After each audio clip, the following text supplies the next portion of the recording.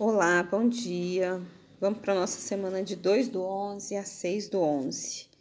E a gente vai começar com uma frase. Hoje ela não tem autoria, mas é uma frase muito interessante que eu gostaria de deixar para vocês agora, nessa nossa última semana de aula, e que eu desejo do fundo do meu coração para vocês, tá? Então eu trouxe essa frase exatamente por esse motivo, tá?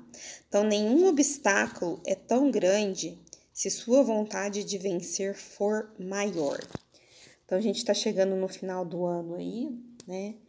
E o que eu posso desejar para vocês é isso, que vocês conquistem e realizem mesmo todos os sonhos de vocês.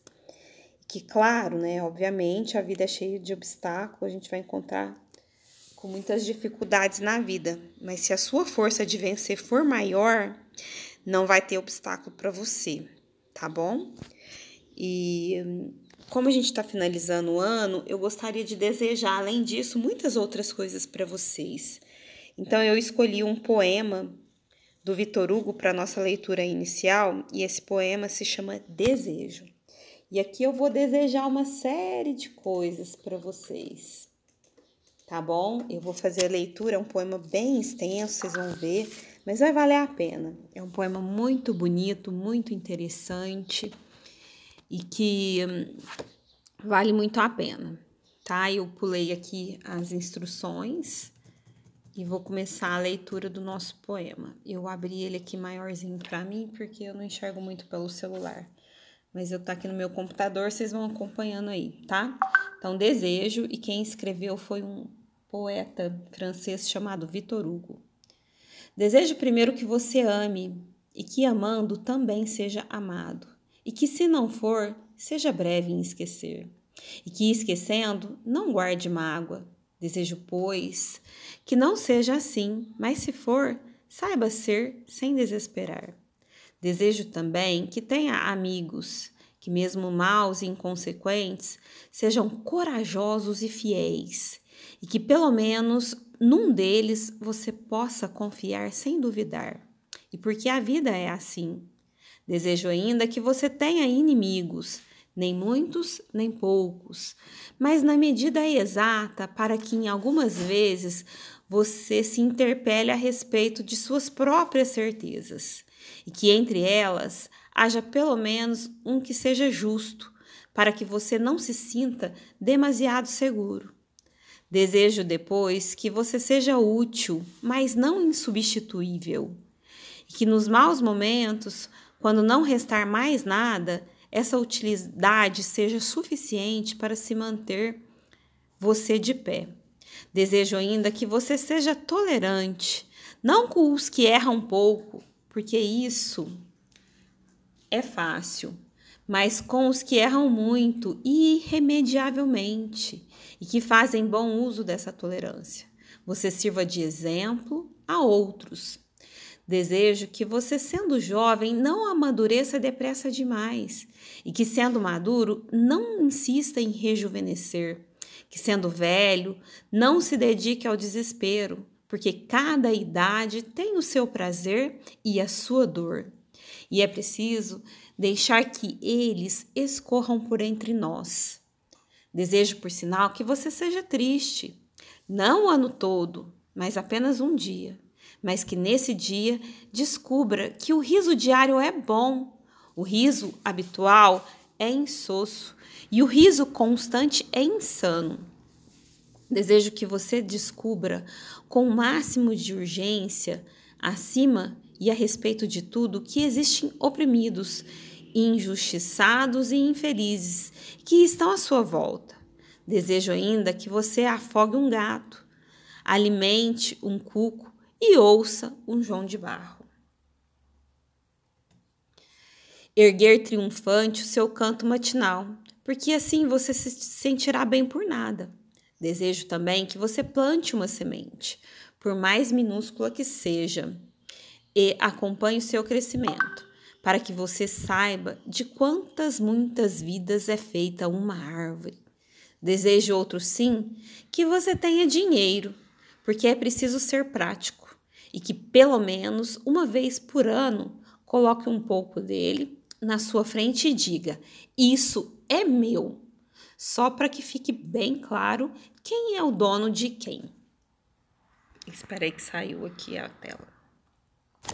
Desejo também que nenhum de seus afetos morra, porque por ele e por você, mas que se morrer, você possa chorar, sem se lamentar, e sofrer, sem se culpar.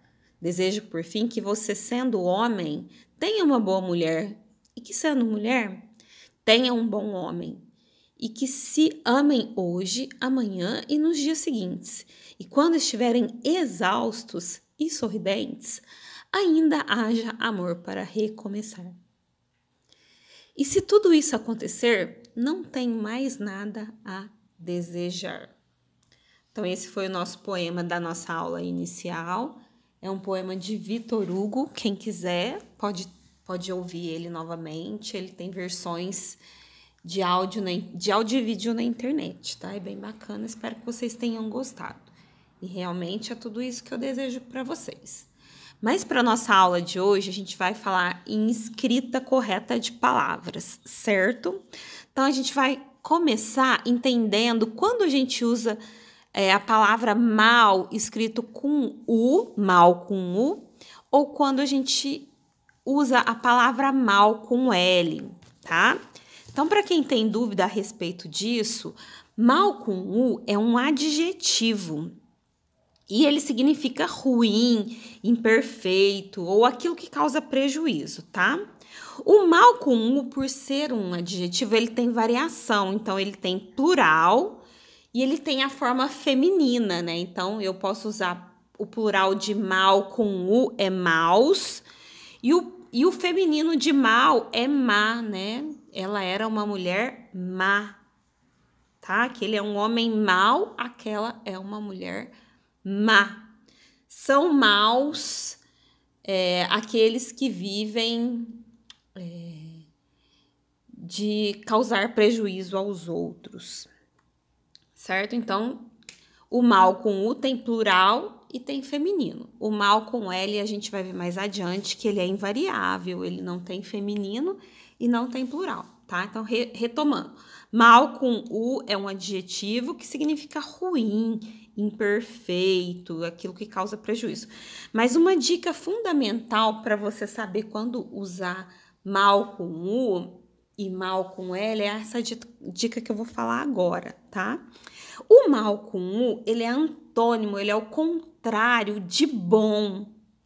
Então, quando eu falo assim, aquele é um homem bom, eu vou trocar, eu queria dizer que ele é mal, né? Então, se eu consigo trocar o mal por bom, é mal com U. Então, quando eu falo assim, aquele é um homem bem, ou aquele é um homem bom.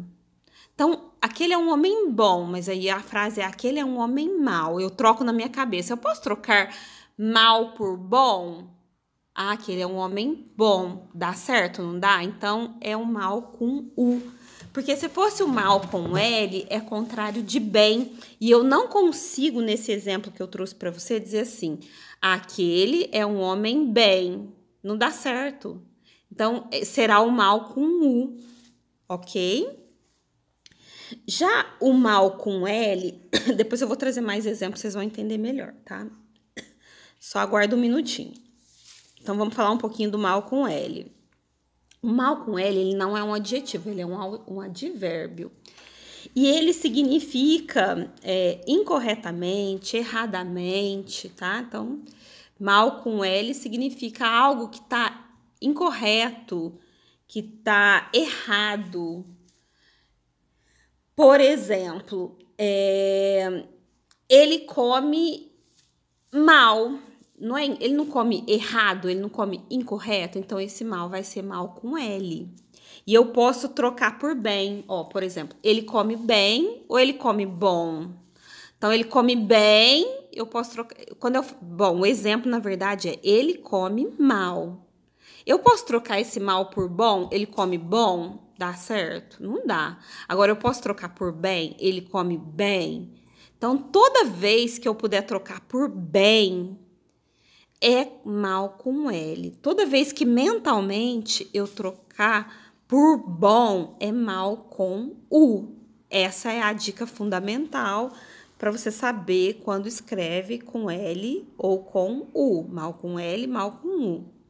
E o mal com L, ele não tem plural e ele não tem feminino. Eu só uso, ele é invariável, só tem essa palavrinha mesmo, mal com L, certo?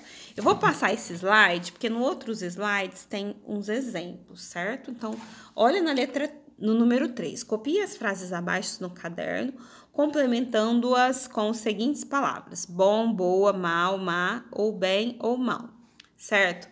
Ele não teve um bem dia ou bom dia? Ele não teve um bom dia, por isso dormiu mal. Mal com L ou mal com U? Por isso dormiu mal a noite inteira. Eu posso trocar esse dormiu, por isso dormiu bom a noite inteira ou dormiu bem a noite inteira? É bem, não é bem? Então, fica mal com L. Esse dormiu mal será mal com L, tá? Vamos para o exemplo 2. Ele foi bem na prova. Ou mal na prova. Não, ele foi mal, ó. Ele foi mal na prova. Por isso, sua nota foi muito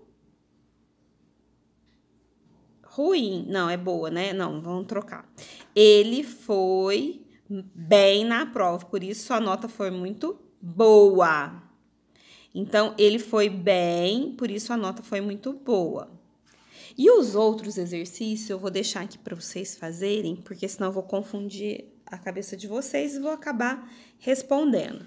Mas no Anote Aí tem tudo o que eu falei para vocês. Mas o que vocês precisam lembrar? Mal com L é contrário de bem e mal com U, contrário de bom, ok? Qualquer coisa eu vou estar lá na aula, vocês podem me perguntar, tá?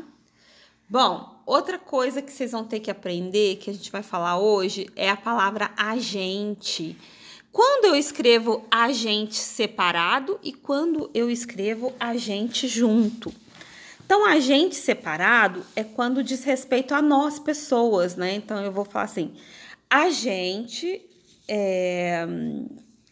combinou de sair junto essa tarde. Então, esse agente que é sinônimo de nós, de pessoas, é agente separado, é a gente.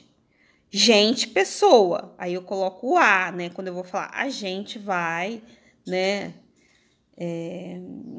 encontrar essa tarde, tomar café junto, beleza?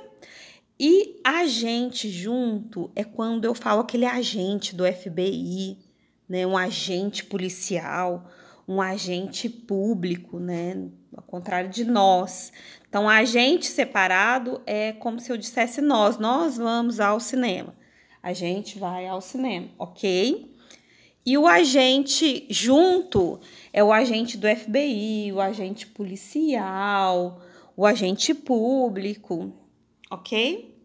Bom, aqui embaixo no Anote Aí também está escrito, ó, a expressão agente separado é muito utilizada na linguagem informal e equivale ao pronome nós, como eu já expliquei para vocês. É importante observar que o verbo que acompanha essa expressão deve sempre ficar na terceira pessoa do singular. A gente não pode nunca falar, a gente vamos, né? Então, a gente vai, ok? Porque é uma forma da informalidade.